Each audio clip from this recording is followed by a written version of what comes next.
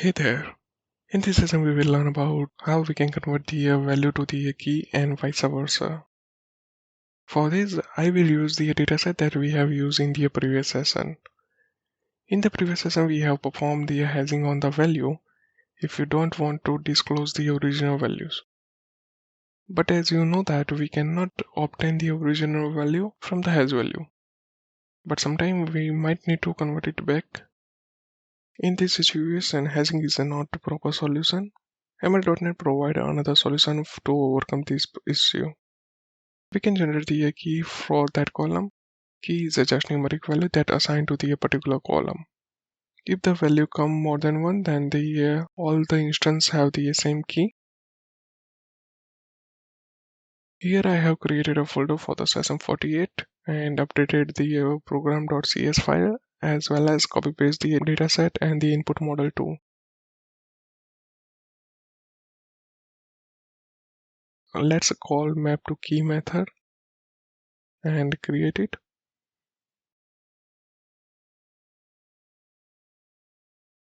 Use the conversation.map values to key method to generate the key from the value. Output column name will be the key underscore name and input column name will be the name. Key ordinarity specify the order in which key will be assigned. Keys are sequential, so we start with the 1 and next value will be 2 and so on.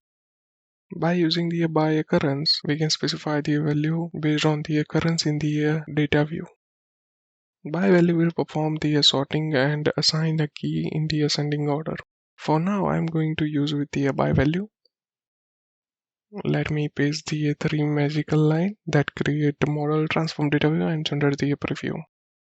And put the breakpoint at the end of the method. Save the file and run the project.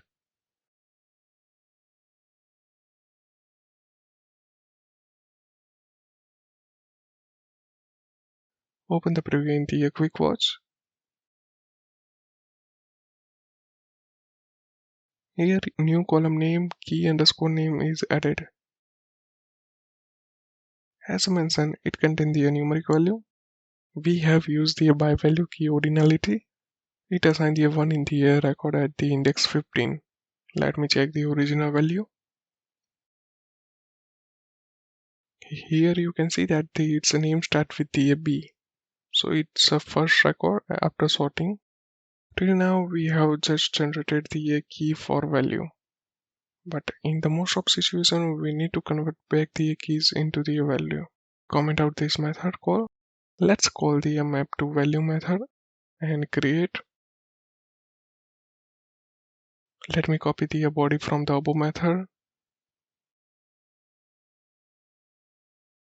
We need to append the another estimator for this pipeline, which will convert the key name into the original value.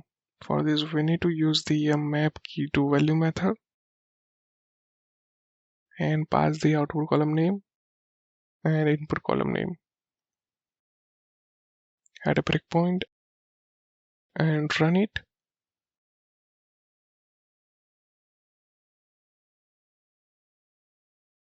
Open the preview in the quick watch. Here you can see that it includes the two new columns for a key and value. Expand the value. Here we got the value from key. Here we have generated the key from the value and vice versa for the single column at a time. But we can also process the multiple column at a time too. Let's create a map multiple column and copy paste the body from the map to value method. Instead of passing the single column in the input name, we will pass the array of the input output column pair. We have already used the input output column pair while we are converting the type in the previous session. We will generate the keys for the name and amount.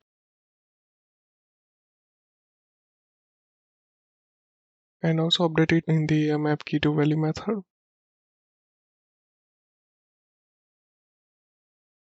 Here input column will be a column that we have generated in the above estimator. Put a breakpoint here, save the file and run the project.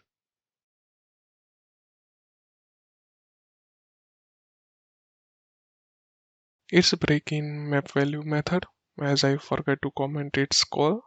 Press continue. Open the quick watch.